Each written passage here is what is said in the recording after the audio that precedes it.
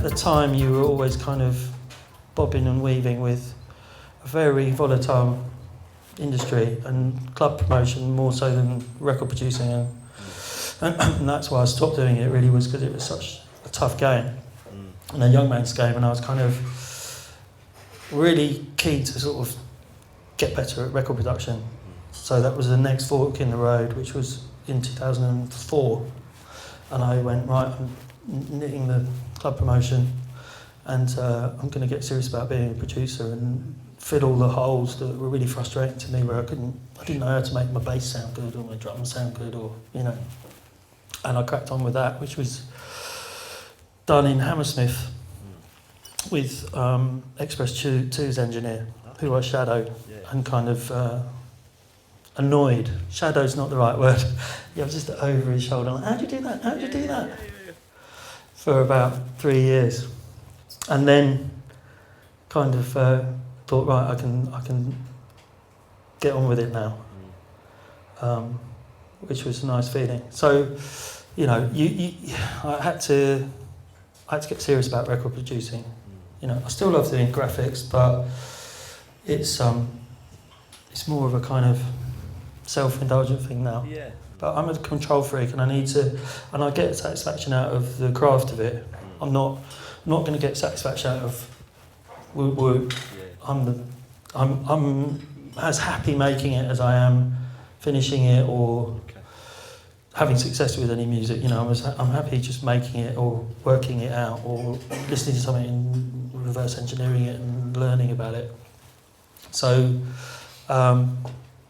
it takes commitment. If you want to learn how to be a record producer properly, I've got my own studio and I don't need anybody else to engineer for me, and that takes 10 years minimum. What was it that took you down that route to want to do that? Being a nerd. Being a hopeless nerd. And buttons and... But I'm just happy. It's a meditative thing. It's not thinking. You've got a big machine and you're... And it's loud and it's kind of... You're just in the music, tweaking away. And that's what I love. My new label, Trackwork's all about that. You get this sort of move the mouse, build the bricks type way of making music, or you get the let's wig out for 20 minutes and then make 6 minutes of sense out of that 20 minutes, which is what I do with that house label. And it's a bit more visceral and it's the right way to do it, to be honest. Do you still go out to clubs and have that visceral experience? Yeah. I need it, and I love DJing.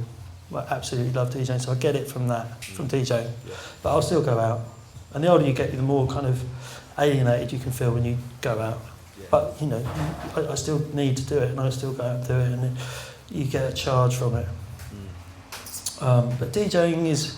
I feel more allowed to be in a nightclub at 42 if I'm DJing, so I prefer to be DJing, and then I'm kind of like, okay. But every time I do it and every time I DJ, it's like the first time, and I've not lost any passion for it at all. I've probably got more passion for it. You practice? No. I'm a chaos. Don't think about the set. Try to do it like that. Try to be that kind of person. I've tried Tractor, I've got an S4, and I've tried all that, and it's a different type of thing.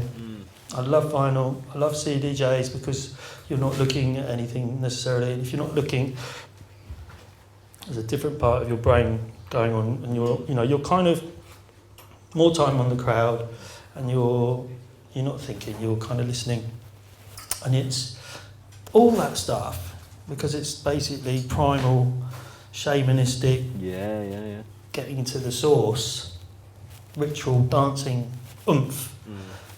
It's not about bloody laptops and mouses. It's about core caveman business. I wrote that on my sleeve. It's cave rave kind of.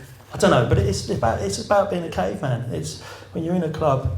It's unga unga unga. It is. That's what it's about. Sounds really important to you. That it sounds like it's something that you really feed on. Yeah, I mean, it's just.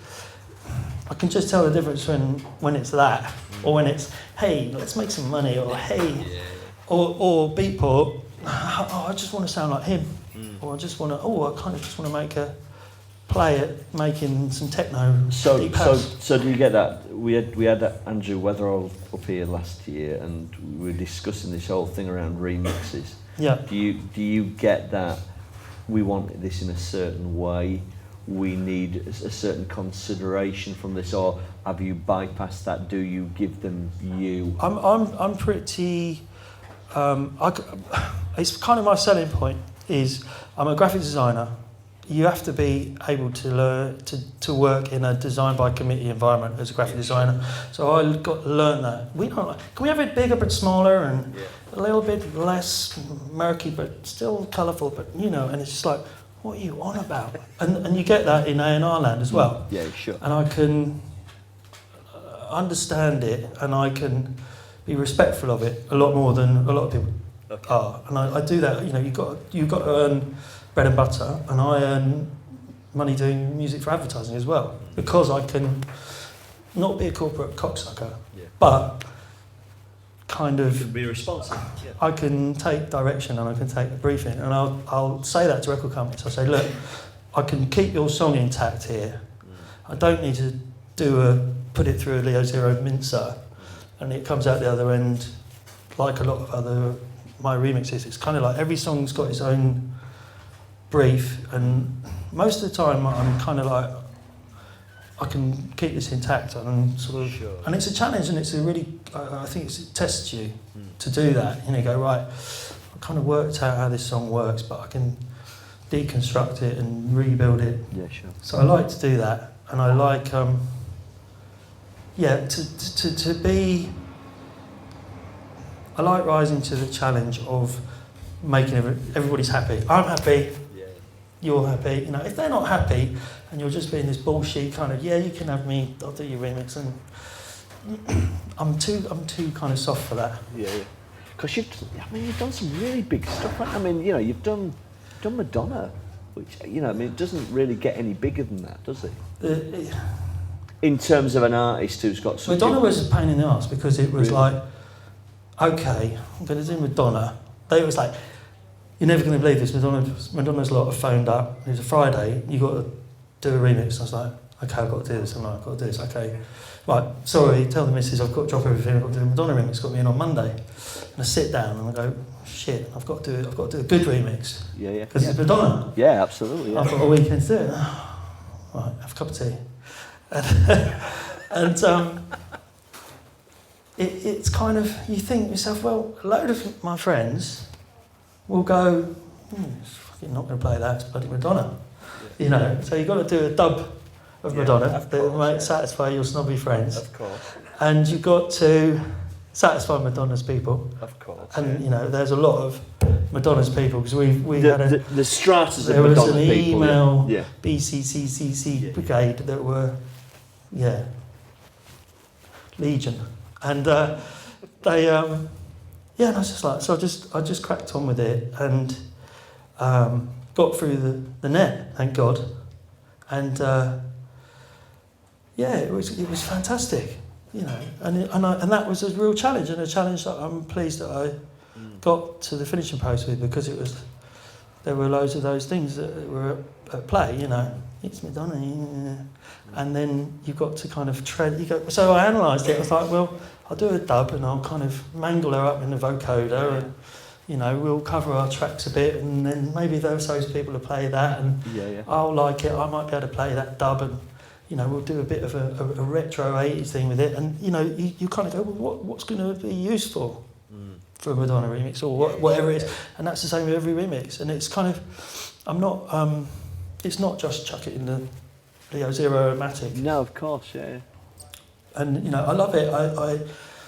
It's like getting an Airfix kit or something. You get all these bits that you couldn't have made because you're not musical enough to make them, and you learn loads about how people make records from getting all these component parts. It's like so it's a little. It's got fringe benefits of sort of the mystery. I used to think music was so magical, and then Used to. layers. Well, I know the technical side of it has been demystified because I've made it my job to do that.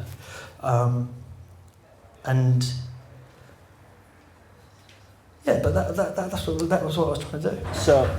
So somebody who's gone out and learned all, because you alluded to this really right at the start where you were talking about sonics. Yeah.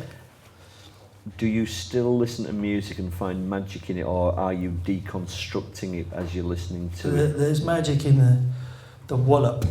Okay. So I'm in awe of anybody who can nail the wallop, So at the moment I'm in awe of Liv Spencer, who's producer, just remixed Franz Ferdinand. So it's a Franz Ferdinand remix, and he's a great arranger.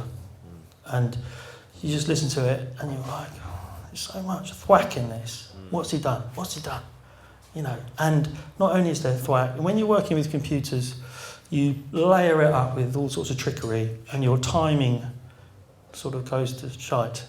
So you have all the depth and breadth, and then all of a sudden it's all murky and muddy. So it's like a balancing act of, keep it all in place, keep it good as a whole.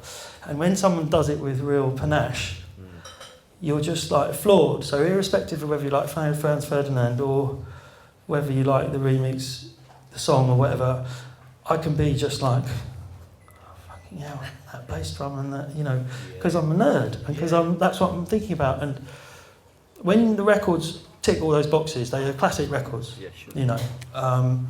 If you make your drums and bass sound amazing, and it's tight and it's got a good groove, and and you tick all the boxes, classic dance record, and that's what everyone wants because there's alchemy, there's alchemy in that, and the sum of the parts make a greater whole. And then if you can become an alchemist, so I was listening to Liv Spencer stuff and I was like, how's he fucking done this? Because most people don't get it as good. So it's still magical. I'm still scratching my head going, how? After 10 years in of reading nerdiness, every opportunity. You're getting it at all levels then? Yeah, it's the gift that keeps on giving. It's a martial art that you can never get better at. You can never reach. It's a moving target. Yeah, absolutely. And that's cool, and I like that. That's part of the fun of it.